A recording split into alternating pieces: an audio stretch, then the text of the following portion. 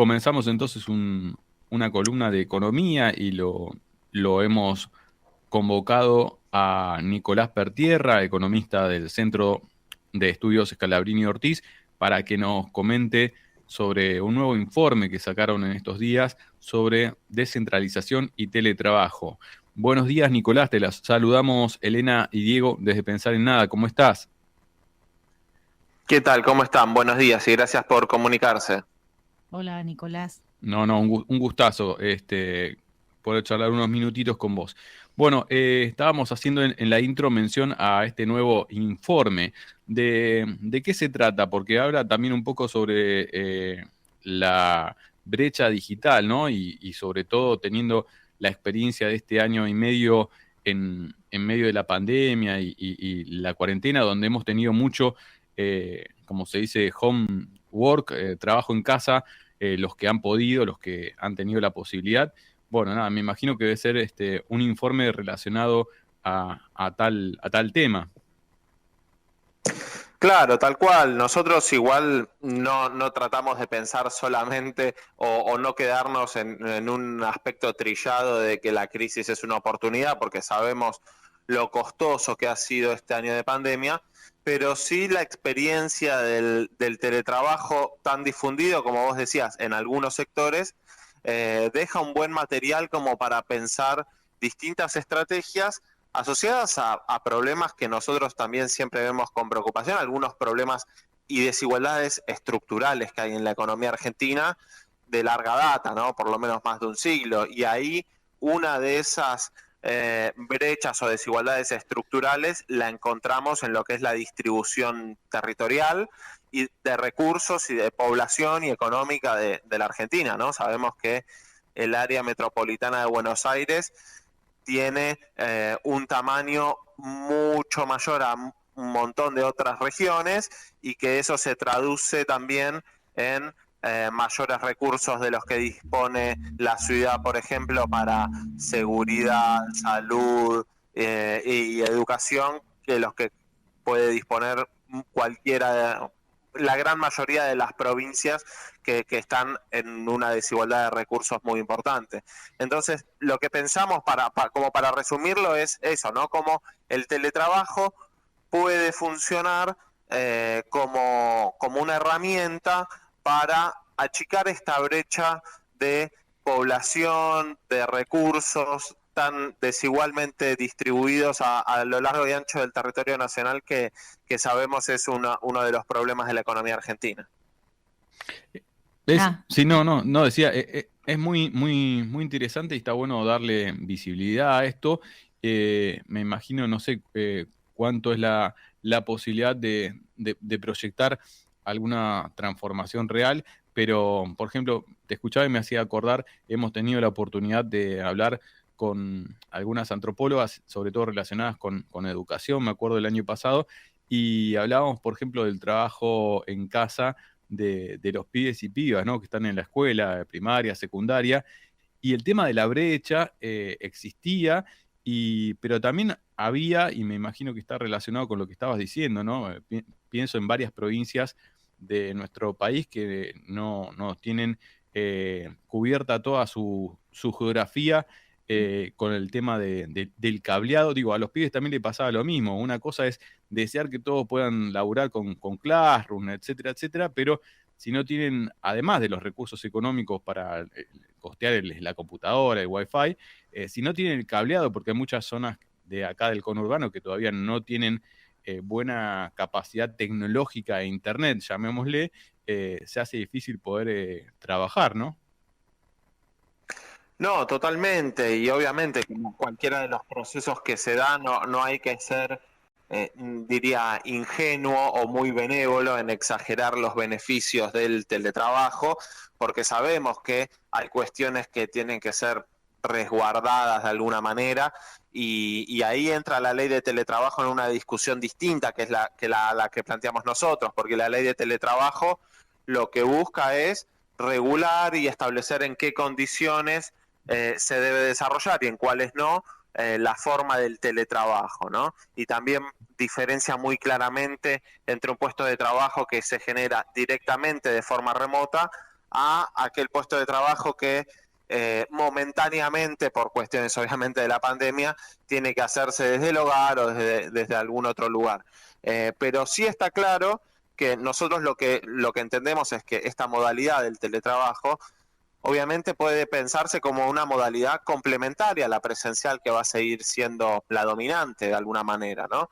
Pero con solo una porción, diría, pequeña de las personas que han teletrabajado durante la pandemia, nosotros lo que hacemos es partir de ese número, analizar, bueno, en el segundo trimestre de 2020, que fue la época de mayores restricciones en todo el país, ¿cuántas fueron en el área metropolitana de Buenos Aires las personas que trabajaron de forma remota, ¿no? Porque la primera pregunta que surge es, bueno, ¿cuántas personas están en condiciones de trabajar de forma remota? ¿Cómo para empezar a hablar?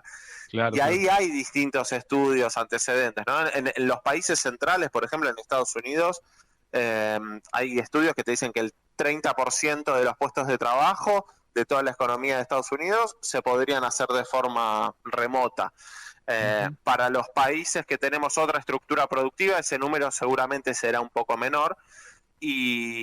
Nosotros lo que encontramos puntualmente, que en el área metropolitana de Buenos Aires fueron casi 800.000, 770.000 personas las que trabajaron de forma remota durante la pandemia. Entonces ahí hay una población objetivo, de alguna manera entendemos, que se puede pensar en descentralizar un porcentaje, podemos decir, bueno, el 5%, 30.000 personas, que igual para algunas economías provinciales es un número realmente significativo pensar en movilizar 30.000 puestos de trabajo. No es un número descomunal y sin embargo para la realidad económica de algunas provincias podría ser un impacto muy importante.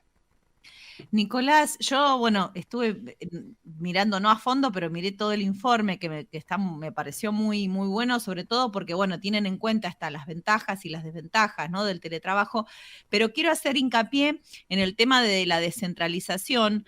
Esto más por ahí, por cuestiones mis amistades, mis afectos, de muchas personas que tuvieron que hacer teletrabajo obligadas, y descubrieron, bueno, qué bueno sería, digamos, ¿no? Salir de la zona del AMBA, ¿no? Poder estar en un lugar más alejado, por lo que implica el amontonamiento, ¿no? Esta cuestión tan del hacinamiento poblacional. Y se mezcla, se retrotrae con algunas iniciativas en algún gobierno de la provincia de Buenos Aires cuando se querían repoblar algunos pueblos, ¿no? Esta cuestión de la descentralización me hizo preguntas sobre qué importante sería, digo, sí, está bien, ¿no? Uno sabe que las economías están concentradas en conglomerados urbanos, pero si las personas pudieran elegir, tal vez mucha gente quisiera irse a lugares con más verde, digamos, que tuvieran conexión, pero no estar en una oficina, en una torre, o en algo que lo pueden hacer a la distancia, ¿no? Digo, me pareció un material importante para pensar un montón de otras cosas, ¿no? En mejoras de la distribución de la población, en mejoras de la calidad de vida. Bueno, nada, eso, me generó muchas cosas y me gustó mucho el informe. No, es que justamente eso que vos planteás fue lo que nos dio el puntapié. Nosotros, como centro de estudio, hacemos muchas veces análisis de coyuntura, de la realidad económica, del día a día, pero también buscamos ver estas cuestiones más de largo plazo. Y ahí nos surgió esto, ¿no? También viendo la experiencia de muchos compañeros y compañeras que trabajaban de forma remota, esta anhelo, por decir de alguna manera, de desarrollarse también en otro entorno, donde el tiempo de viaje que se ahorra la gente que trabaja de forma remota es muy valorado. Obviamente que, como decíamos al principio, tiene otras complicaciones. No todo el mundo tiene en el hogar donde está un espacio específico para poder trabajar y separar los ambientes. Pero la cuestión del tiempo de viaje es fundamental, poder hacerlo en otro entorno también, ¿no? Como vos decías, donde se pueda dedicar mayor tiempo también a otras actividades que hoy no se disponen en la ciudad, ¿no? Me parece que ahí están las principales ventajas y por eso me parece que hay dos zonas, por decir de alguna manera, estratégicas que pueden estar interesadas en un proceso de estas características, y son, por un lado, las provincias que más lejanas. Nosotros lo pensamos, si es por una respuesta y una solución a la cuestión de la desigualdad, un incentivo muy concreto se puede poner en el norte grande, como se le llama, ¿no? Desde Tucumán, Chaco, Misiones, Salta, Jujuy. Ahí existe la posibilidad de reforzarlo, incentivarlo específicamente con políticas públicas.